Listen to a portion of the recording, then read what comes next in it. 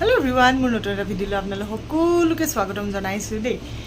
আজি একদম সহজতে কৰিব পৰা স্কিন কেয়াৰ এটা লৈ আহিছো যে আৰু ঘৰত থকা সকলোবোৰ সামগ্ৰী ঘৰত থকা একদম সহজত কৰিব পৰা ভিডিঅ'টো শেষলৈ চাই থাকিব। কৰাৰ আগতে প্ৰথম ক্লিনজাৰেৰে মই মুখখন সাফা কৰি ল'ম দেই। এইটো এৰোমেটিক গাৰ্ডেন এসেন্সৰ ক্লিনজাৰ হয়, বহুত ভাল কাম দিয়ে এইটো।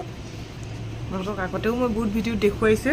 প্ৰথমতে হেতুৰে মই স্কিনটো সাফা কৰি লওঁ আৰু স্কিনৰ ডিফাৰেন্সটো চাব দেই। এতিয়া অকমান লেতেৰা হৈ আছে ন, একদম পেকটো লগোৱাৰ পিছত স্কিনটো ধুনীয়া সাফা হৈ যাব।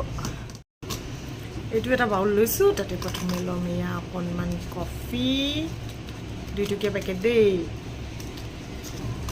তাৰপাছত ইয়াতে এয়া ল'ম নাৰিকল তেল আৰু দুইখিনি এতিয়া প্ৰথমে ভালদৰে মিক্স কৰি ল'ম। মিক্স কৰিলে এনেকুৱা ধৰণৰ হৈ যোৱাৰ পাছত এতিয়া মই স্কিনত এনেদৰে গোটেই মুখখনত এনেদৰে ঘূৰাই ঘূৰি দিম।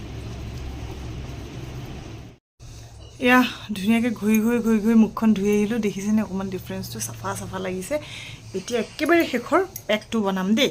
তাৰ বাবে মই লৈছোঁ এয়া বাতি আৰু চামুচ, অকণমান আছিলে কল, তাৰপাছত ইয়াতে ল'ম এয়া মৌ, অকণমান দিম পিঠাগুড়ি, তাৰপিছত দিম কফি, 2 টকীয়া পেকেট এটা দি মই এতিয়া ভালদৰে আটাইখিনি প্ৰথমে মিক্স কৰি ল'ম। এয়া হৈ গ'ল মোৰ পেক ৰেডি।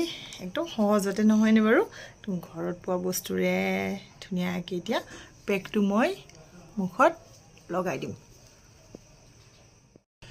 এনেদৰে গোটেই মুখখনত লগাই থৈ মই 10 পৰা 15 মিনিট সময় শুকাবলৈ দিম দেই।